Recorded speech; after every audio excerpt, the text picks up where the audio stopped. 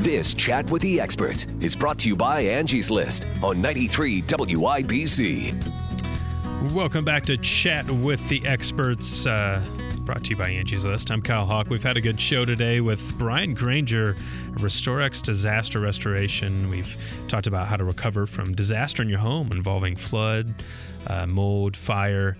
It's been a really helpful show, and obviously you never want to have those things happen, but if they do, you want to know what to do when it comes. But we're not done with the show just yet. Right now it is time to turn to our Writer's Block segment, and we're happy to welcome in Tom Lange, a staff writer for Angie's List, who covers a number of helpful topics. And today we're going to be talking about apartments. We spent all the show and most of our shows really talking about your home and what to do in different situations. We rarely get into the apartment angle, but it's an important piece and a place where a lot of people live. So today we're going to be talking about when those repairs arise in your apartment. What do you do? Call the landlord or handle them yourself? So Tom has written a piece recently on that called "Can I Make Repairs to My Apartment?" And it has all the answers that we need. Tom, welcome back to Chat with the Experts. Thanks for having me back. Yeah, no question. When we had you on earlier this summer, we were talking about, obviously you're a big movie lover, and I had asked you about the best movie of the summer, but now we're getting close to the end of the year. Have you decided on what your favorite movie of 2015 is? Ooh, I've got a good dozen. I still have to work my way back through. Okay. This is sort of the fun season. Yeah. Obviously summer's where the blockbusters are, but certainly there's a lot more that sort of emerges in terms of the elite for the season. So, Black Mass was excellent. Bridge of Spies, excellent. It's a good problem to have. It seems each weekend there are maybe 3 new releases that come out that I need to catch up with. So lots still to wade through. So is anything knocked off Mad Max, though? Because that was your top one when you were on back in July. That one's still close to my heart. That's the soundtrack that I still write to at least once a week. So Okay. Lots of front runners. I'm hoping that one doesn't get lost. Nice. Well, as I mentioned, we're talking about apartments today, and we're always talking about home ownership on the show, and Angie's List obviously is geared towards that. So what brought about the idea for writing an article about apartment repairs? Well, so I run an apartment on the south side or near the south side of Indianapolis, and it's a wonderful place to live. But as with any place, there are things that break down every now and again. And so I think I was waiting for a repair guy one afternoon when I started thinking to myself, I wonder if I could tackle this project on my own. How difficult could it be to disassemble and troubleshoot an HVAC repair anyway? These are, of course, famous last words. So then I thought it might be a good idea to ask around, see what's recommended or cautioned against. Sure. So who'd you speak with as you were putting the article together? I talked with a number of highly rated landlords across the country just to get their take. Obviously, with different apartments or any kind of rental property, there are going to be different policies that are going to vary. But I wanted to get a sense how widely they varied. If there was any sort of uniform policy in terms of do this, don't do that. I also reached out to the National Apartment Association Education Institute. They actually have some people on staff who deal with maintenance specifically, so I needed to get their take on the question. Well, let's cut right to the heart of the discussion here, Tom. Should I make repairs in my apartment? You should never make repairs in your apartment, Okay. or specifically almost never. If the problem is something simple, a la you've got a stopped-up toilet that can clearly be fixed with a plunger, or you're changing out batteries in your smoke detector or thermostat, is something that is clearly self-evident, then you're going to be okay. Anything beyond that really needs to be handled by your landlord or their maintenance person. So what are the main reasons that you should leave those repairs alone? Primarily it's because despite our best intentions, most of us don't know nearly as much as we would like to about home repair. And so because of that, there are plenty of things that can go wrong. So for example, if I've got a sink or a tub, something that isn't going to drain and I can't see what's causing the block, I might try to use a snake to unplug it or to unblock that. But there's also going to be risk with doing that with, scratching porcelain construction, damaging the area, or you could cause some damage to the actual pipes, which could further damage your apartment, or it could start damaging some of the surrounding units, which creates an even bigger problem. Yeah, of course. Now, is it possible that you could actually violate your lease if you were trying to do some of these repairs on your own? That's absolutely possible. Leases typically are going to contain specifics in terms of what you can and can't do in terms of fixing problems. And again, many of them are going to tell you to defer back to the landlord. So potentially you're going to risk, if you make repairs on your own and something goes south, losing your security deposit.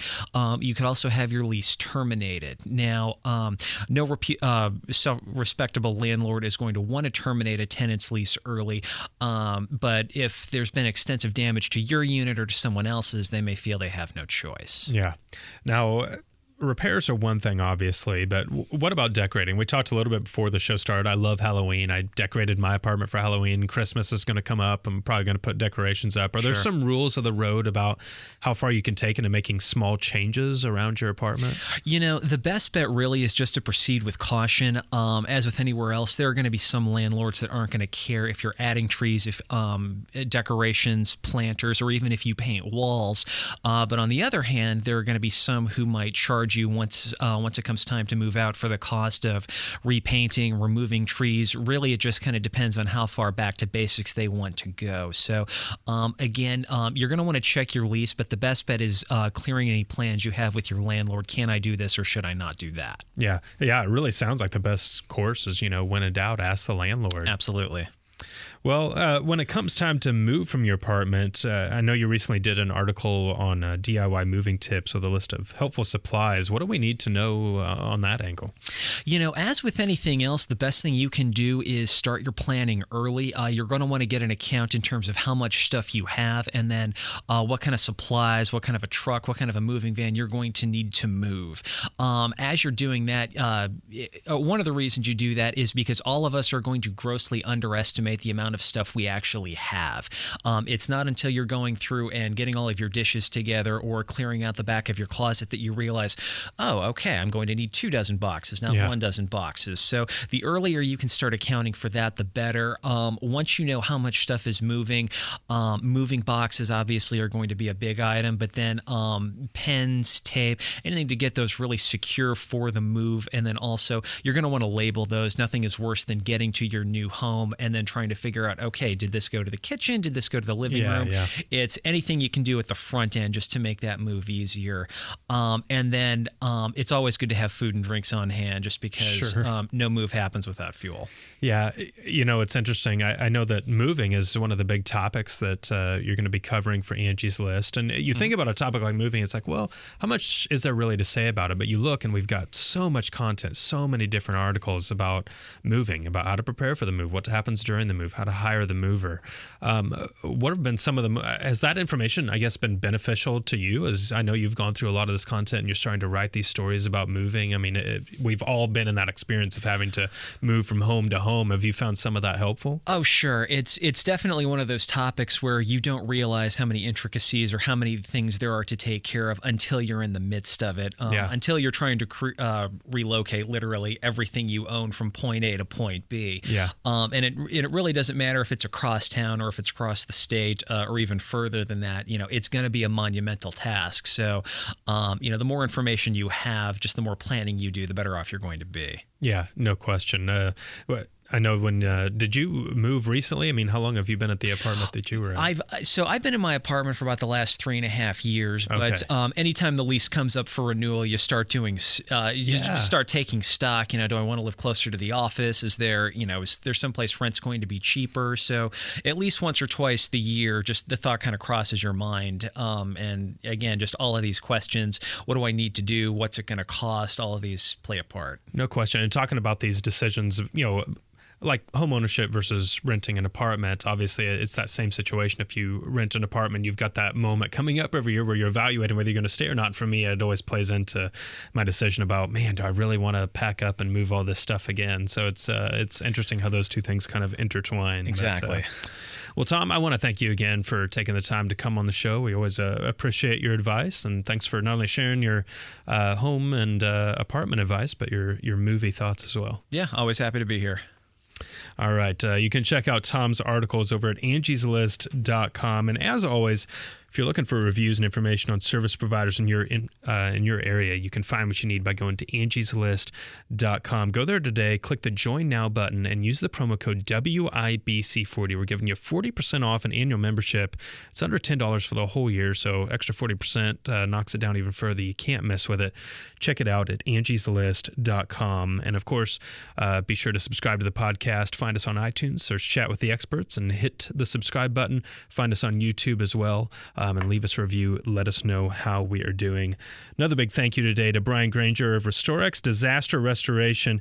If you missed anything at all today, find our show, listen to it, subscribe, stay up to date. We want to thank you so much for taking the time to join us today. We'll be back next week with a brand new show. You've been listening to Chat with the Experts, brought to you by Angie's List. I'm Kyle Hawk, and we'll catch you next time. Introducing the all-new Angie's List app, your on-the-go resource for great local service. Wherever you are, whatever you're doing, you can access ratings and reviews, shop offers, and request scheduling assistance from the palm of your hand. Submit and stay up to date on your projects. Redesigned and easy to use, the new Angie's List app makes getting more from your membership simple and convenient. Anytime, anywhere. Download the free Angie's List app on iTunes today.